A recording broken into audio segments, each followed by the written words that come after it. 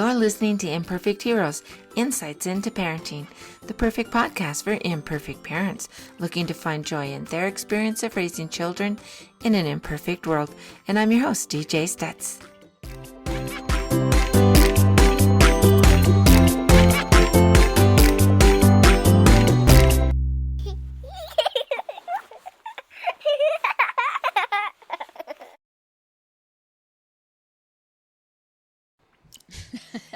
Welcome, everyone, and thank you for joining us at Imperfect Heroes. And I appreciate you taking the time to join, and especially the time to learn more about the art of parenting. And so before we get started, though, I would love to tell you, I'm so excited. Anyway, thank you for everyone for helping us get our podcast to this point where we're starting to get some recognition and some feedback that is very positive and exciting and good. All right. This month we are talking about bravery and what does that mean with our kids? Now, I know we've already talked about taking risks, which has an element of bravery to it. And then last month we were talking about kindness, and we even mentioned elements of bravery that it takes sometimes to be kind, especially to be kind to someone who's maybe being picked on or standing up for somebody and knowing how to do that properly. And so that takes an element of bravery, but we're going to really talk about bravery today. So Dinalynn, I've had you before. In fact, you were most recently on episode 159, not so long ago. And we were talking about that taking risks. And we had such a great conversation that I wanted to have you come back and let's talk about bravery and how that's different, how that's the same, and how it pushes into all other parts of our lives and our kids' lives as well. So Dinalynn, thank you. And now for those who may not have maybe listened to episode 159 yet, you can go back and do that. But Dina, will you let people in on what you do and what you've got going on? Absolutely. Thank you. First, I want to say thank you for letting me be here again. I love what you do, and I am honored by your request to have me back. I just love it. So Pretty yay fun. for you. Yeah. And I love talking about this topic. My podcast is The Language of Play. And one of the parts of play is this exploration and being courageous and taking some risks, because play is also the discovery. And to be able to go into that mindset of I'm going to do something new, something I don't really understand, something I don't know the outcome of, but I'm going to do it anyway. Maybe it's painting, maybe it's a communication with somebody, maybe it's climbing rocks, whatever it is. Going on a stage, we are taking risks, we are being brave, we are being courageous, and all of those things are a way that we play. And so I do love talking about it because I think our language, the way we discuss play and the way we discuss bravery matters. It matters tremendously. Yeah. So thank it you. really does. And one of the things I love sharing with my kids, students, grandkids, whatever, is that you cannot be brave unless you're afraid. Exactly. Yes. You are not being brave in the absence of fear. It's called being brave because fear is present. Absolutely. And when we step forward in the presence of fear, the character trait we're developing is courage, and the behavior is being brave.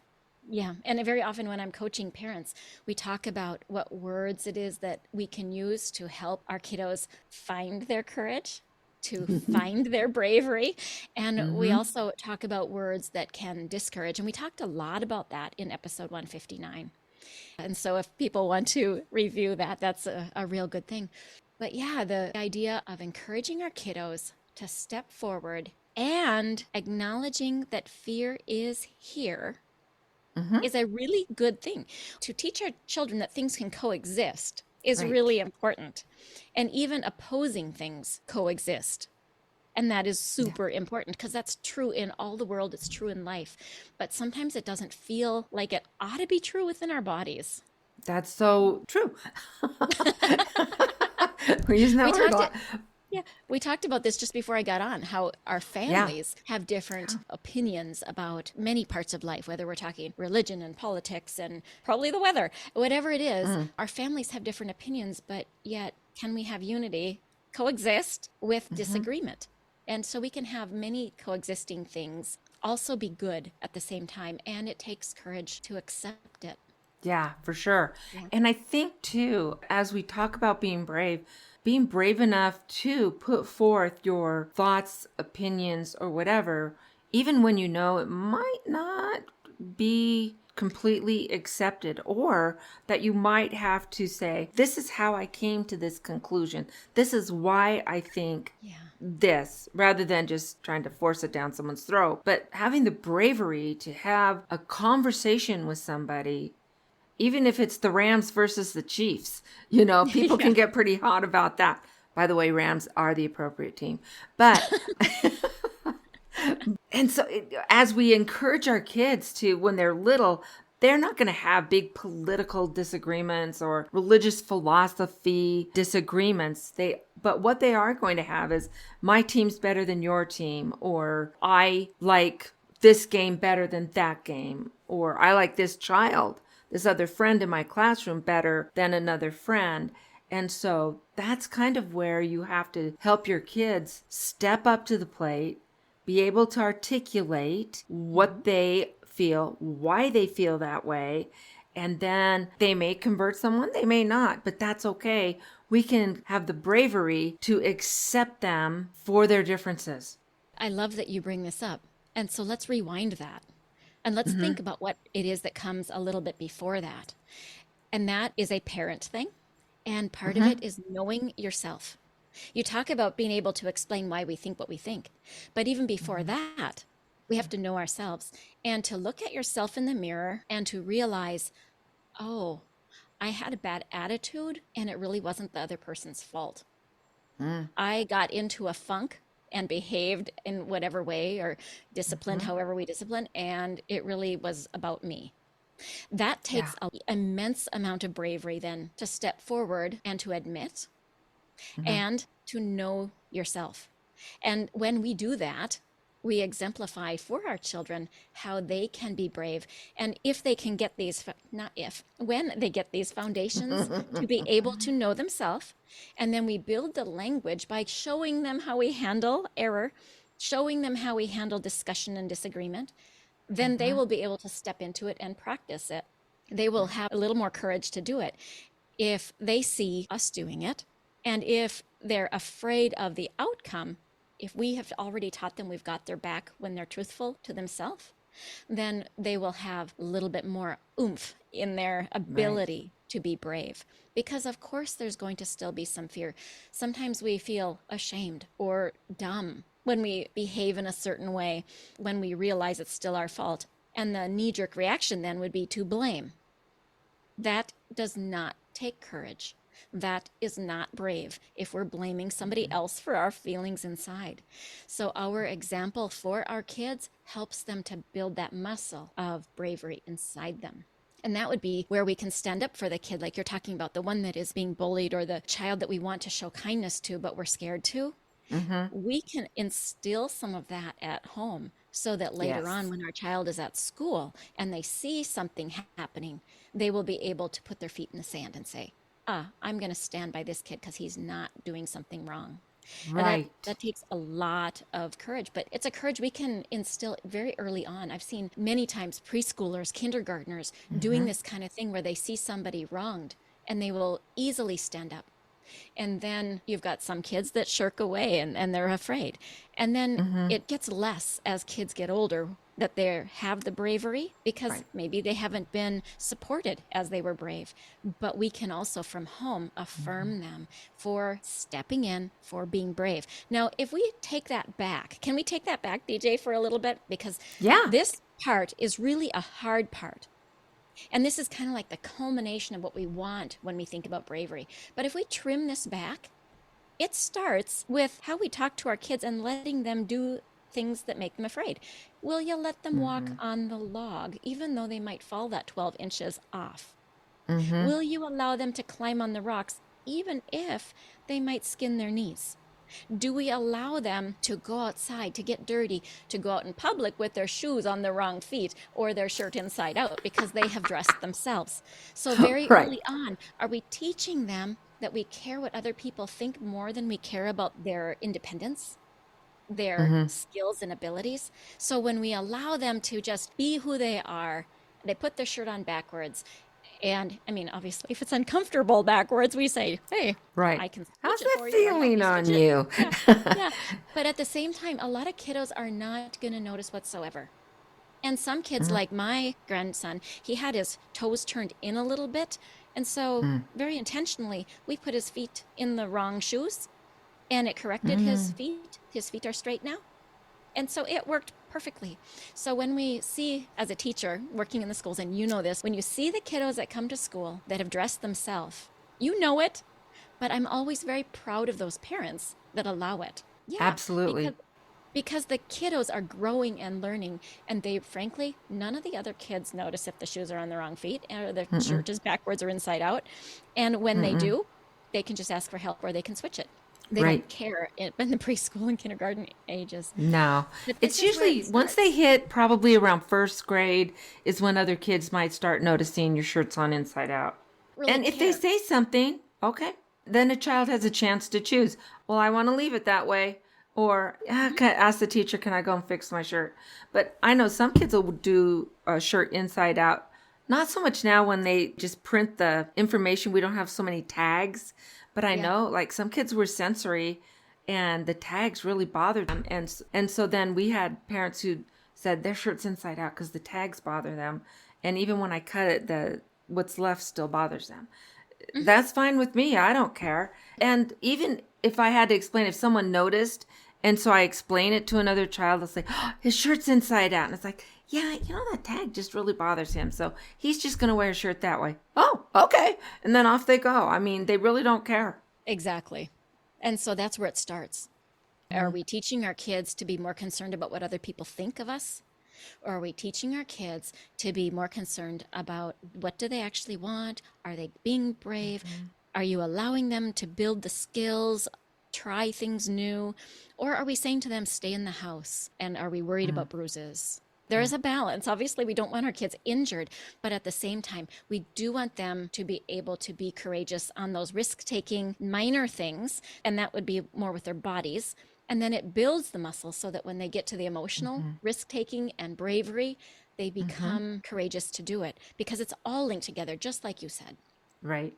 Well, and so too, I want to kind of jump back because I know this is something that is important to both you and I as how we approach things, is that as parents, even when our kids are really young and they're just beginning to develop language, but they hear what you say, they Yes. understand more than they're able to express when they're Yes. really little. And so when you say something like, ooh, I'm really nervous about this, or I'm a little bit scared about this, I'm going to have to be brave, and you're verbalizing, and the kids are hearing your process of how you move forward, even when you're a little afraid, then they get it. And it becomes actually fairly normal to them is that Yes. we do hard things. We are brave. But I know I'm a brave person. And even though I'm scared, I'm going to do this. And they pick up on that. And if that's the language that they're hearing from the very beginning, as they are just developing these kinds of awarenesses, that's going to help them develop that as they grow and get older. Right. To be able to let your child hear often enough some version of, I'm scared, but I'm doing it anyway, teaches them Mm-hmm. that they can do it anyway when they're scared. There's lots of different ways to phrase that, as you just gave examples. Mm-hmm. And so if we can embed that kind of thing into our life rather than, I don't want to, I'm scared, Mm-hmm. that is a stop versus the other one is a let's go ahead. Right. Or Yeah. And even if they say something like, I'm scared, it's like, oh, that's awesome. You know what? That means you have a chance to be brave. I'm so excited to see how you do this. And they feel like, oh, wait, what? and, that's and a so when you great way say, to handle it. I or love they that. say, this is too hard.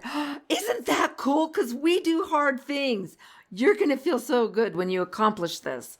And so if you Fantastic can language. come at it with that attitude and embrace that I'm scared or it's too hard and show them this is an awesome opportunity for us to do something brave or something hard or something big. And Absolutely. Yeah. yeah, A language increases the feeling of being brave. Or your language will decrease the feeling of their ability to be brave. It goes either way.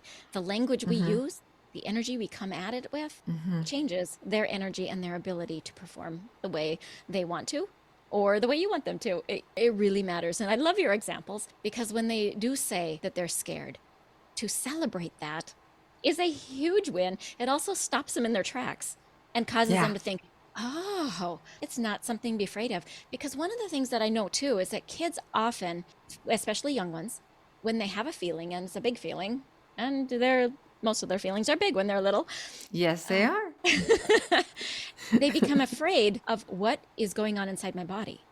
So they don't know the feeling that well. And so when it's a big feeling, it can magnify within them because they become afraid of the feeling, because the feeling is kind of foreign. And then as they get afraid of the feeling, then the feeling gets bigger. So then they get more afraid of it and it gets bigger. And then we have tantrums, meltdowns, whatever it is. And it's not actually the situation that they're yelling about.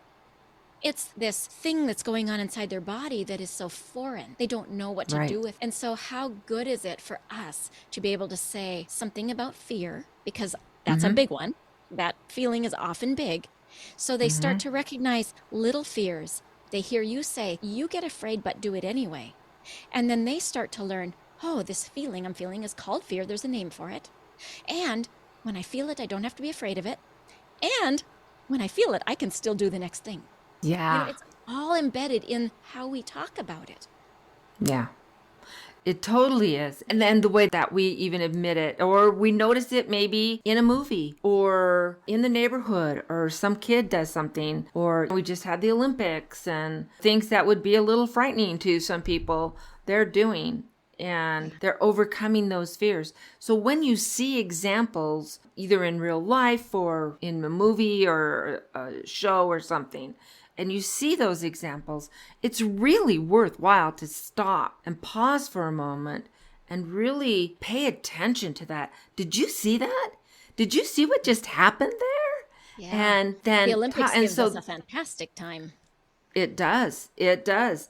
But even when you see something at school, or your child tells you a story about something that happened at school and this one kid did something, and you're like, wow, they were really brave when they did that. I wonder if they were scared or nervous. And so when you have these conversations, and these things happen around us all the time, there's so many opportunities to talk about real life examples of really everything: gratitude and kindness and patience and bravery, all of those things. When we see those things and we take that opportunity to point it out to our kids, or even if someone is being unkind. Yeah, it's about turning on our radar for it, isn't it?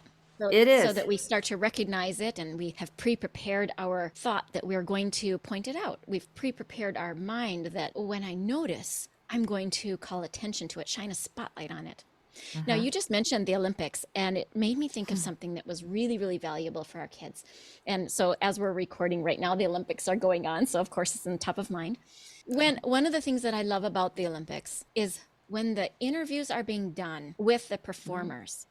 And if the performers are I shouldn't call them performers, the athletes, when the athletes are talking about their journey that got them to where they're at, and they tell about the struggle, the injury, the support from mom and dad, the way things happened, how they were afraid, how they overcame.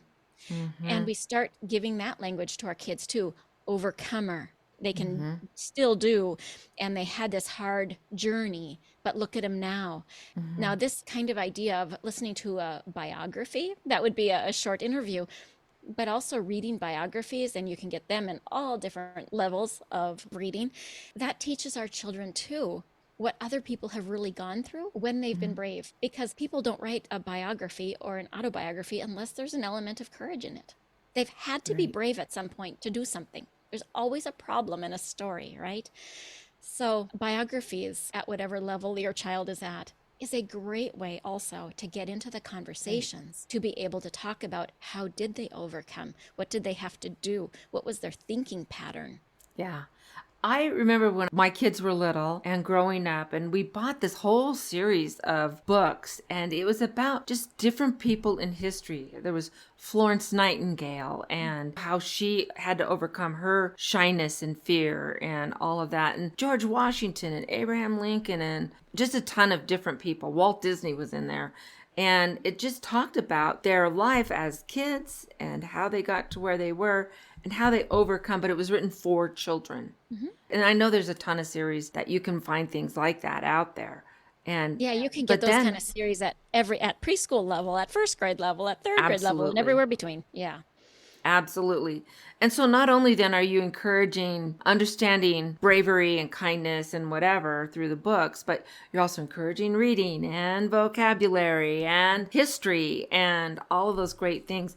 They can all be lumped in to one, but there's some awesome examples of bravery in history, both from our country and other countries that are out there that could really engage a child and help them to see Yes. that it's okay to be brave. In fact, it's important.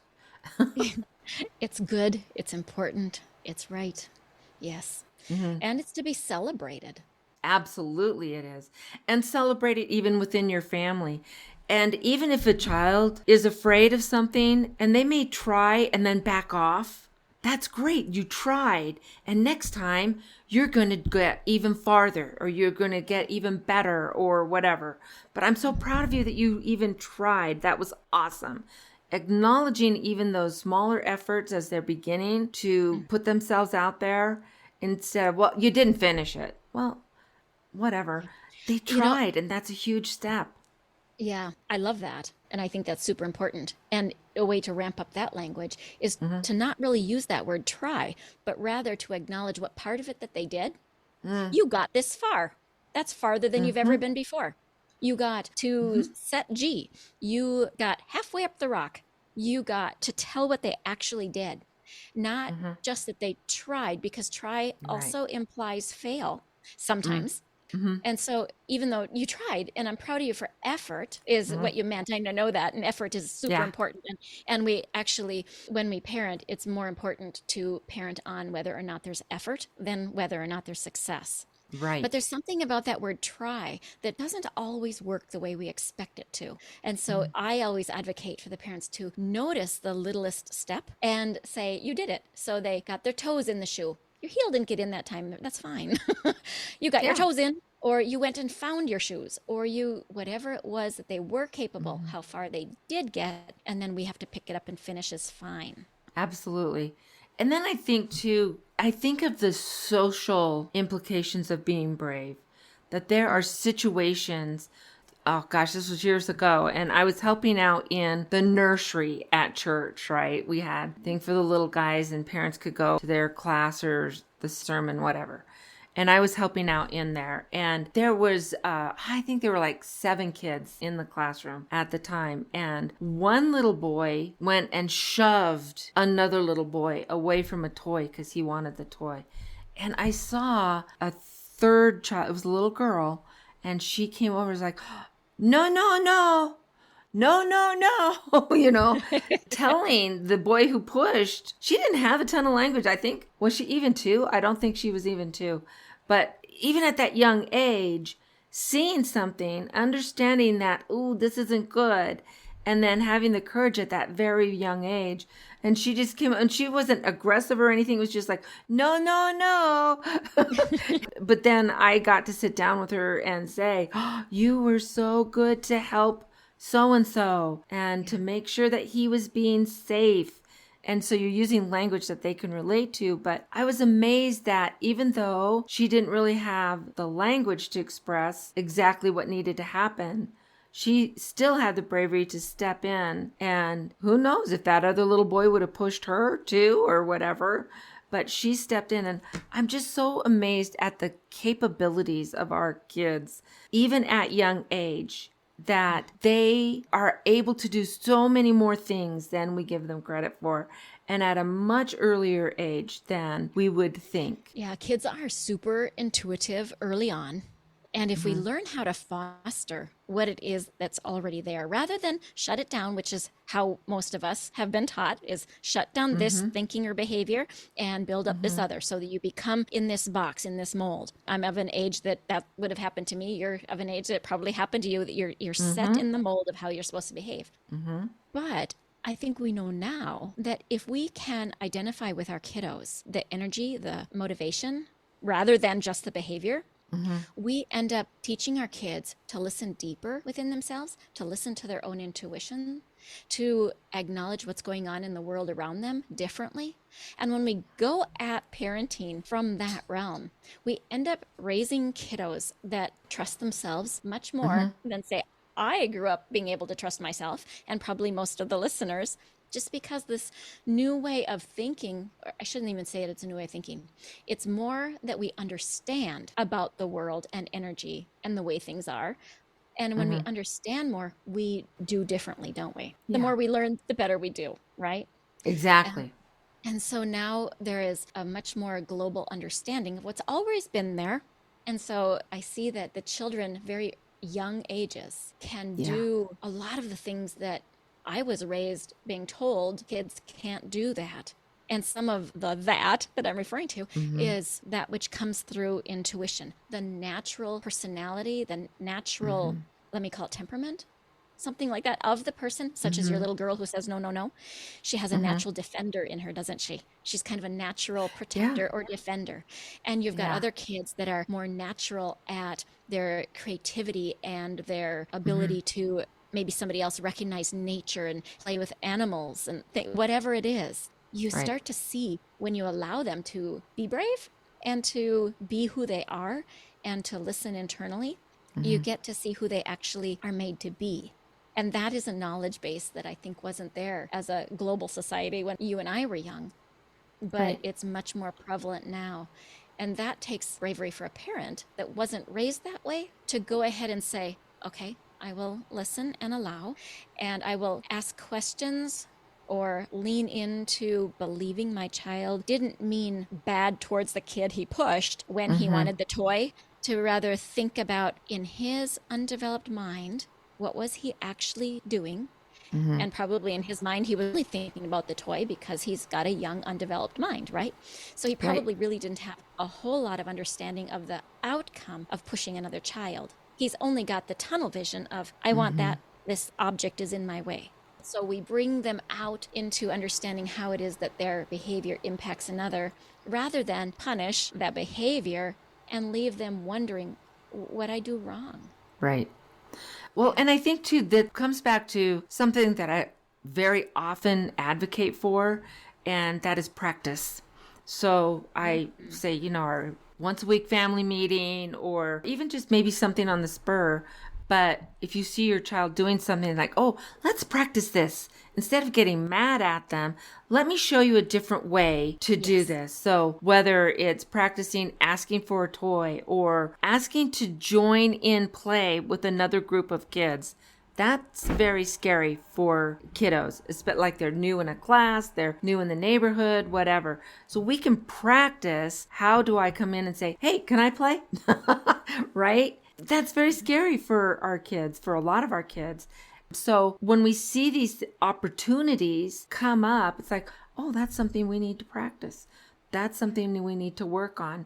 So at a time when tempers are not high, that they are not angry or whatever, or frightened, then we can come back and say, hey, I wanted to practice something with you, or you be the mom and I'll be the kiddo, and giving them a chance to learn that language, to put it into practice, so that when the real event happens, they have a better inkling of, oh yeah, this is what I do. I love that you bring that up too, because a lot of times when I'm coaching parents, I see parents understand clearly that we practice with a ball to catch, because it's a physical object outside the body and it needs practice. We practice on the balance beam. We practice putting our shoes on and tying. Yeah. But you're talking about practicing the language, practicing the interaction, practicing the way to get what it is that we're trying to get. What do we want? How do we ask for a glass of milk? What is the right way to ask somebody to move over if they're in our way? And you're having practice on the language of the interaction. And that is something that I need to teach often to the parents, that we can practice language that way. Sometimes they say, well, it feels like it's inauthentic. And I say, no, it's not actually inauthentic, because you're telling the child, we're going to practice this. And then you go practice it. And so we have to shift the mind of the parent in order for them to realize, oh, this is the same thing as practicing any other skill. It is simply a learned skill. And then once they shift their mind, they all do great. Right. Absolutely. And this is too something that our kids aren't going to get the opportunity to practice ahead of time when they're out, whether they're at a childcare, preschool, kindy, first or second grade, that they'll get penalized real quick if they don't handle something correctly or whatever. That is the traditional way, isn't it? It is. And so what we want to do as mom and dad is to give them the opportunity to practice that. I want on the swing, so mommy can be on the swing. So how are you going to ask me to get off the swing? And so then come up with some ideas, or maybe if I push you 3 times or 5 times or whatever, now we're bringing counting in on it, but for the teacher, then it's my turn and you push me. And having them learn about coming up with these ideas that really in the very young mind wouldn't even enter their head on their own. They need us to help place those ideas into their head so that then they have a tool to use when they're in these situations. Right, because for a 3-year-old mind to push something out of the way that is in the way in order to get what you want is logical. Absolutely. For a 3-year-old to take an ice cream cone out of somebody's hands and start eating it themselves when they want it, there's nothing mean about that. There's nothing selfish about that. It's just logical, because that's as much as their brain has developed so far. Right. I love that. Well, gosh, I know we always get talking and keep wanting to go further, and our time is coming close. So if you had one last thing that you would really want a parent to understand on instilling bravery into their kids, what would be the one thing that you would really want to make sure you brought home? To remember that bravery happens only in the presence of fear. So you also experience this fear, because we all get fearful at times of certain things. Maybe it's on stage, whatever. But say the word, I'm feeling scared and I'm going to do it anyway. Or some version of that. I'm nervous, but let's go. Or we can do hard things. However you say it, to let the child know that in the presence of discomfort, I am able to be brave. I love it. Absolutely. So now, Dinalynn, remind us of how our followers can get in touch with you and what are some great things that you can help them with. Oh, thank you. So yeah, I coach parents. I help parents primarily of kiddos that have speech and language delays, but often just parents that want to improve speech, language, and listening skills with their kiddos. I have webinars, I've got a podcast, and anybody can get a hold of me at hello@thelanguageofplay.com. And yeah, and then you can look at my podcast and listen there at The Language of Play. And I'm on all the players. Yeah, so that's how people can get a hold of me always. And you'll probably have the link in the show notes. Absolutely, we will. And if people get on my newsletter, which goes out about 3 times a month until there's an event, and then it'll go out a little bit more, that's where they'll find out about webinars and upcoming events and things. And the website, working on, but not up yet. You'll get there. Eventually, We're in the process of updating ours for Imperfect Heroes as well. So I know it's a lot of work. I haven't launched it. Yes. Well, and we're changing it. So the website has been Little Hearts Academy USA, but now we're just bringing everything under the umbrella of Imperfect Heroes. So it's not the confusion. But yeah. And guys, do listen to her podcast. It is a great podcast. It's informative. It's fun. And I do recommend it. So The Language of Play. And that's great. Well, Dinalynn, I know I asked you this just a couple of weeks ago. Well, more than a couple, but just a little bit ago. But I'm going to ask you again. And it'll be interesting to go and see how things change with the topic and what's on our mind. But how would you describe a successful parent? I love it. I love that question. A successful parent is one, and I don't know what I said last time. Now I'm wondering what I said. Yeah, I was trying to remember. But I think of a successful parent as one that has connected to the heart of their child. They understand the heart of what their child intended. And this takes practice. But I think that's why it makes it successful too, is because we're practicing to really connect and communicate with our kiddos. And as we get good at that, then we become more and more successful. A lot of times behavior and all kinds of things are an outgrowth of a child feeling disconnected. And so when we learn how to connect to that heart and communicate that way with our kiddos, then there's a lot more that comes within our realm of success. And all of that is why I developed my podcast too, because I want the connection and the communication with the heart of the child. And when you do that, you are able to teach them just about anything, including how do you do the very hard thing. And for my students, it's often learning to speak. Yeah. But it's teaching them, how do you do the very hard things? I love it. Yeah. Dinalynn, you are amazing. Thank you so much for being such a prominent part of our Imperfect Heroes. And I thank you so much. I'm sure this isn't the last time we're going to talk. No, I'm going to have you on my podcast. I don't remember the date, but it's coming up soon. So It is. All right. Well, that sounds good. We'll talk again soon. And so everyone, until next time, let's find joy in parenting. See ya. Thank you. Thank you so much for sticking around to the end of today's episode of Imperfect Heroes. Parenting is truly one of the most rewarding journeys we can take. But let's face it, it can be incredibly challenging, and sometimes we make it harder on ourselves than it needs to be. The good news is that with a little bit of work up front, there are practical steps you can take to bring more peace and joy into your family life. I am passionate to share these strategies and insights with you. If you're ready to step on the path to joyful, effective parenting, I invite you to schedule a family checkup. Just click on the calendar link in the show notes below, schedule a time that works perfectly for you, and let's work together to create a more harmonious and happy environment. And remember, every small step that you take today makes a big difference. So thank you again for joining us, and until next time, let's find joy in parenting.